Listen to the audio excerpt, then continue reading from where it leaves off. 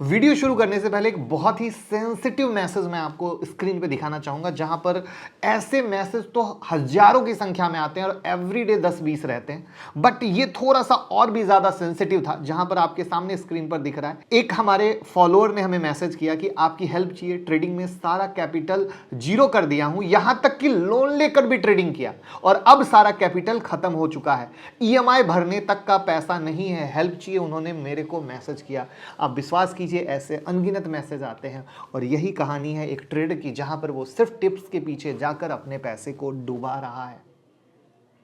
ये आपके मेहनत का पैसा है। मैं हाथ जोड़ के रिक्वेस्ट करता हूं, आप सीखना चाहते हैं, नहीं सीखना चाहते हैं, कोई फर्क नहीं पड़ता है, वो आपकी मर्जी है, लेकिन कम से कम अपने मेहनत को, पैसे को स्टॉक मार्केट में इस तरीके से बिना जानकारी के ना लगाएं, बिना जानकारी के ना करें। भैया सेबी का डेटा खुद कहता है 10 में 9 लोग लॉस कर रहे हैं, रोज डूब रहे हैं। तो भैया आपका परिवार है, आपके बच्चे हैं, आपके माता पिता हैं, आप उनके प्रति जिम्मेदार बनिए। समझ आता है, जानते हैं, तब करिए। देखिए, एक बड़ी प्यारी सी लाइन आज सुबह सुबह ट्विटर पे डाली थी, क्या ले रहे हो और क्यों ले रहे हो, पहले ये जान लो तभी लेना, वरना लेना ही नहीं। यही है ट्रेडिंग का सबसे बड़ा उसूल और सिद्धांत। बट क्या कोई ऐसा करता है? नहीं। यहां पे होता है क्या दे रहे हो, कौन सी फ्री टिप दे रहे हो, बस वो बता दो, उस पे कर लेंगे। कौन सी वीडियो बना रहे हो स्टॉक की, उस पे ट्रेड कर लेंगे। यहां पर ये थॉट प्रोसेस में हमारे रिटेल भाई का पैसा सबसे ज्यादा डूब रहा है। तो I will request, thought process बदलिए, क्योंकि आप अपने परिवार के लिए कमा रहे हैं, अपने लाइफ के लिए कमा रहे हैं। वहां पर एक सही दिशा में, मैं हमेशा कहता हूं जहां पे सरस्वती माता वहां पे लक्ष्मी माता। तो 25 फरवरी की मास्टर क्लास, अगर आप सच में सीरियस हैं तो आपका स्वागत है, जहां पर आप बेसिक से एडवांस तक सीखेंगे। कैश फ्यूचर ऑप्शन कहीं भी ट्रेड कर सकते हैं, बिंदास ट्रेड कर सकते हैं। जिस तरीके से निफ्टी बैंक निफ्टी के लेवल आप लोगों को फ्री में दिया, उसमें मुनाफा बना, बिल्कुल उसी तरीके से आप स्टॉक सिलेक्शन करेंगे। आपको फ्री में स्टॉक लेवल भी पता है, जो हम हमेशा कहते हैं फ्री में स्टॉक लेवल दे रहे हैं, वो इसीलिए दे रहे हैं कि ये कहानी ना हो जाए, ये कहानी ना हो जाए। ड्यू टू दैट रीजन हम आपको दे रहे हैं कि आप कम से कम कमा सकें। और वहां पर हैंड होल्डिंग है, रिवीजन है, स्क्रीनर है, न जाने क्या क्या चीजें मिल रही है। तो 9708094321 पे कॉल कीजिए, टीम से बात कीजिए और अभी का भी लाइफ चेंजिंग मोमेंट शुरू कीजिए, जो कल से शुरू हो रहा है। हेलो एवरीवन, कैसे हैं आप सब और क्या हाल समाचार है आपके। एक शेयर जिसके बारे में लगातार क्वेरी आ रही है कि सर क्या ये शेयर भंगार शेयर बन जाएगा, क्या ये जीरो हो जाएगा, क्या हमारे पैसे डुबा देगा। देखिए, ध्यान से, कुछ समय पहले तक 300 रुपए पे चल रहा था और कल तो 14% की गिरावट भी हुई, नीचे से रिकवर भी हुआ, 176 तक का लो मारा और अभी 196 के पास चल रहा है। क्या है कहानी, भंगार जैसा वर्ड मैं क्यों यूज कर रहा हूं। यहां पर एक मास्टर स्ट्रोक ये भी है कि स्वर्गीय राकेश झुनझुनवाला सर का भी इसमें होल्डिंग था, उन्होंने 2021 में इस शेयर को खरीदा था। तो यानी बिग लर्निंग क्या है, क्या कोई बिग इन्वेस्टर किसी शेयर को खरीद ले तो क्या उसके अच्छे होने की गारंटी होता है? नहीं। बिग इन्वेस्टर के पोर्टफोलियो में भी अगर 10 शेयर रहते हैं तो 4 शेयर 5 शेयर परफॉर्म नहीं करते हैं। वहां पर यह शेयर तो मुझे पहले दिन से पसंद नहीं था, जिसपे मैंने कई बार आप लोगों को बताया है। तो क्या है कहानी, अब क्या मामला है, आपको इन्वेस्ट करना चाहिए या नहीं करना चाहिए, या दूर रहना चाहिए, किस तरीके से ये शेयर किस तरीके से लोगों को फंसा रहा है, जानेंगे सब। तो मैं मुकुल अग्रवाल आपका आप ही के YouTube चैनल में स्वागत करता हूं। जो भी नए लोगों, चैनल को सब्सक्राइब करें, बेल आइकॉन हिट करें, नोटिफिकेशन ऑन करें। और मैं किस शेयर की बात कर रहा हूं कमेंट में तो बता दें। एंटरटेनमेंट इंडस्ट्री का सबसे बड़ा प्लेयर है, 173 कंट्री में प्रेजेंस है, 1.5 बिलियन से ज्यादा व्यू हैं। अब तो नाम बता दीजिए दोस्त, हम भी तो जाने। साथ में टेलीग्राम से जुड़ जाएं, क्योंकि वहां पर स्टॉक मार्केट की कई न्यूज मिलती है, लिंक डिस्क्रिप्शन में है। यह कंपनी 2009 से 2018 तक अपने इन्वेस्टर को 1300% से ज्यादा का रिटर्न दिया है। बट लाइफ का पार्ट, हर चीज लगातार ऊपर नहीं जाती है। धमाकेदार रिटर्न के बाद 80% डाउन हो चुका है। ऑल टाइम हाई पे अगर किसी ने सोचो 100 रुपए भी लगाए तो अब क्या बचे, 20 रुपए बचे। मैं बात कर रहा हूं जी इंटरटेनमेंट की। मार्केट कैप के अनुसार इंटरटेनमेंट इंडस्ट्री की सबसे बड़ी लिस्टेड कंपनी है। 23 फरवरी 2023 को अप्रॉक्स 14% गैप डाउन हुआ, 52 वीक्स 176.55 तक गया, फिर वहां से रिकवर हुआ। कहानी क्या, लगातार अप एंड डाउन, ऐसे तो लोग फंस जाएंगे, क्यों गिरा। तो देखिए, सब जानेंगे जिससे आप एक करेक्ट डिसीजन ले सकें। तो व्हाई जिल इज फॉलिंग, जिल क्यों गिर रहा है, शुड वी बाय जिल, जानते हैं। तो शुरू करते हैं फंडामेंटल एनालिसिस से, क्योंकि तभी तो जाने कि कमा क्या रहा है, कमाएगा तभी तो आपको अर्निंग दे पाएगा, शेयर के भाव बढ़ पाएंगे, वरना तो बढ़ेंगे नहीं। 300 से 200 पे आ गया, चाहे लिटिगेशन हट भी जाए तो क्या हो जाएगा। तो 1982 में शुरू हुई थी, सुभाष चंद्रा इसके फाउंडर हैं। जी के चैनल और इसके बिजनेस के बारे में ज़्यादा बताने की ज़रूरत तो लगती नहीं है।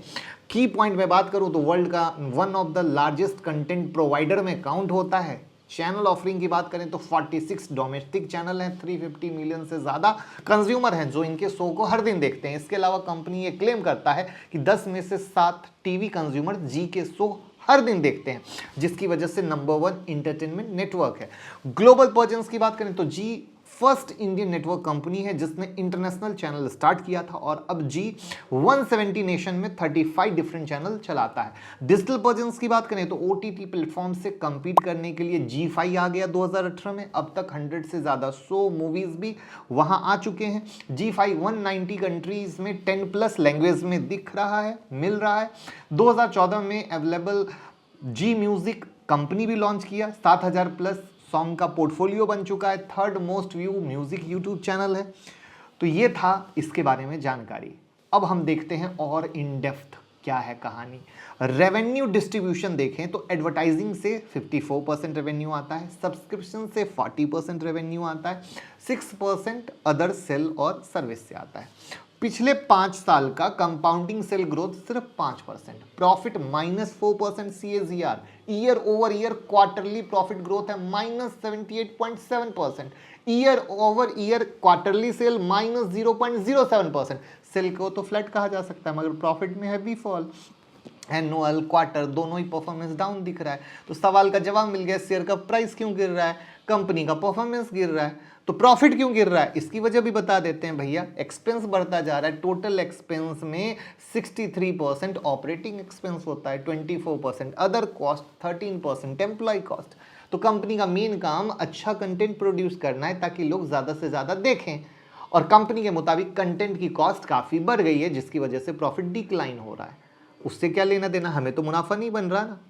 रिटर्न रेशियो देखे तो ROE है 10%, 5 ईयर का एवरेज ROE 11.8%, ROC देख लो 14.9%, 5 ईयर का एवरेज ROC 18.8%, दोनों अपने एवरेज से कम है, जो अच्छी बात नहीं है। डेट टू इक्विटी 0.03, मतलब कंपनी पर कर्ज कम है, ये एक अच्छी बात है। होल्डिंग पैटर्न देखे तो प्रोमोटर के पास कितना 3.99%, FII के पास 37.33, DI के पास 37.33, 0.15 गवर्नमेंट के पास, 21.20 पब्लिक के पास।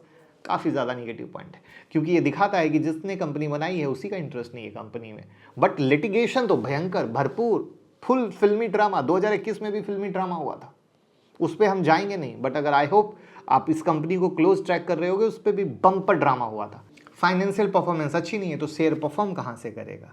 अब आता है सवाल कि भैया 23 फरवरी 2023 को अचानक क्यों गिरा 14%, करेक्ट है ना।